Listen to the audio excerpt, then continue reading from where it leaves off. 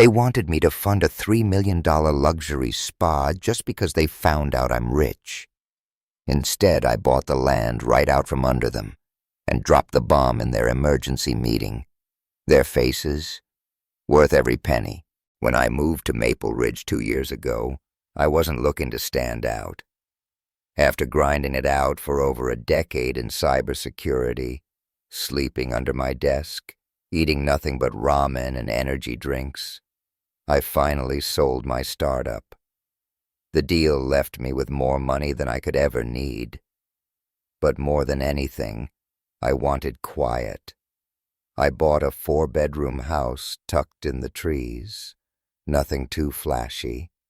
Just enough space to breathe and finally hear myself think. No Lambos, no mansion gates, just me, a modest EV, and a backyard full of squirrels. There was a homeowners association, which I wasn't thrilled about, but they seemed harmless enough. The fees were reasonable, the place was clean, and people mostly kept to themselves. That was all I wanted: peace, privacy, and nobody knocking on my door asking for favors. 6 months went by. I minded my business, waved politely, kept my hedges trimmed, paid the dues. Then came the annual neighborhood cookout. I almost didn't go. I should have trusted that instinct. I brought a grocery store fruit platter, stayed an hour, smiled, nodded. Small talk. Weather, sports, the usual. Then Brenda caught me. Brenda Kellerman, queen of the HOA, late 50s, permanent smirk, nails that could slice drywall. She cornered me like a wolf in heels. "So glad you could join us," she said, smiling like a cat sizing up a canary. "You've been quite the mystery, Lucas. What is it you do again? Something with computers?" I gave my usual vague line. I do some consulting in tech, and tried to escape. But of course, a neighbor chimed in. "Oh, wait, aren't you the guy who sold that cybersecurity startup? I saw your face in a Forbes thing." Just like that, Brenda's eyes lit up. And I felt it. Right then, that shift. The way she leaned in, the sudden warmth in her voice. My cover was gone. I left early, stomach churning. I knew it was coming. I just didn't know how bad. A week later, I got an email. Special HOA meeting. Exciting community improvements, it said. Against my better judgment, I showed up. The room was packed.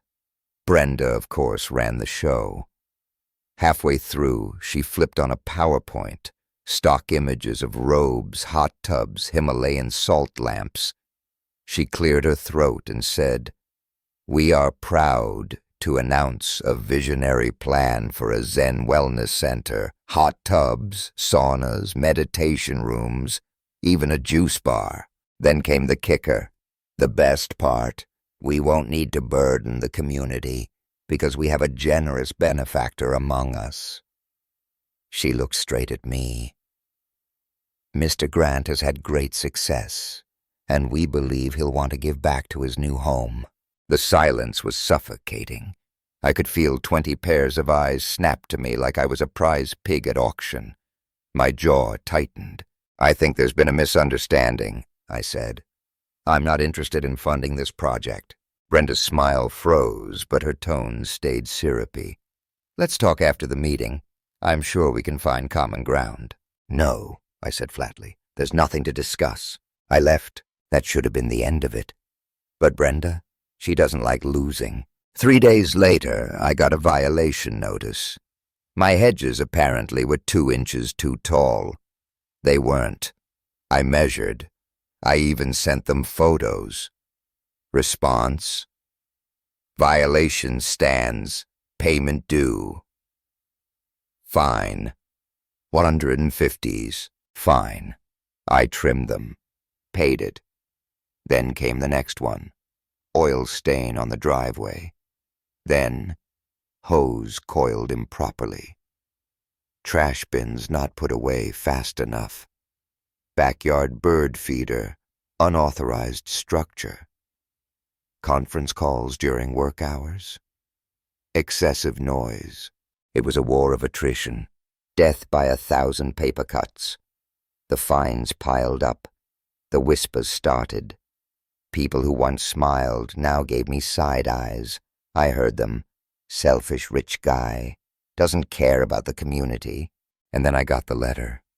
Embossed in gold, heavy paper. Official tone.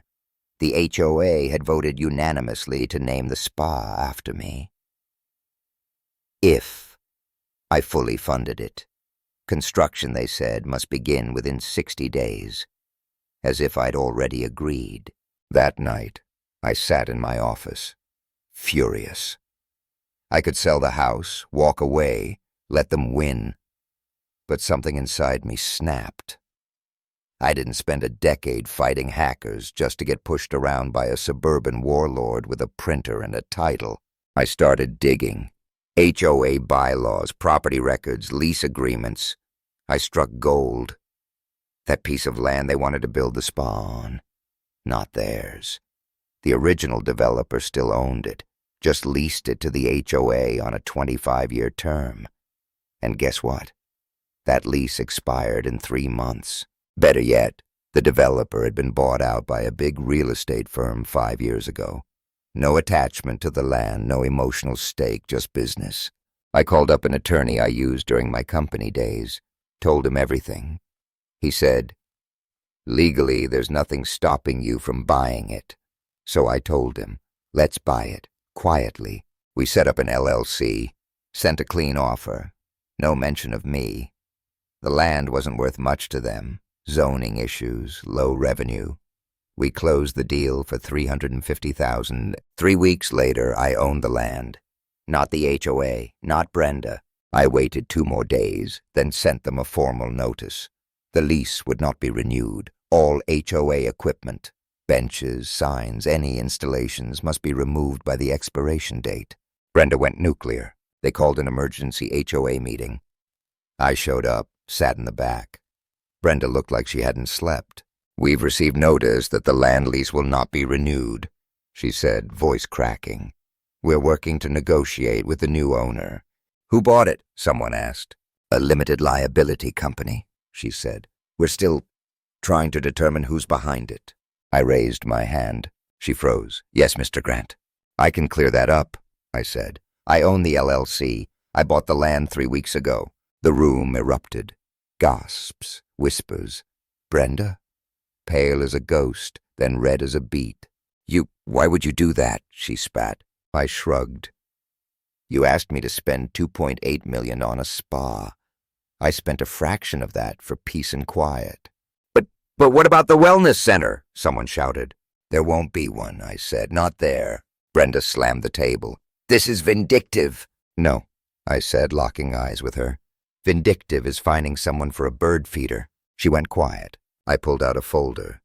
"I have records. Every bogus violation you issued. I also have footage of your board members walking onto my property uninvited. Want to keep going?" Nobody answered. I stood, looked around the room. "I moved here for privacy, not power games, not HOA politics. You wanted to use my money for your vanity project. I chose to use it to defend my peace." And then I walked out. Justice served. So, was that revenge or just business?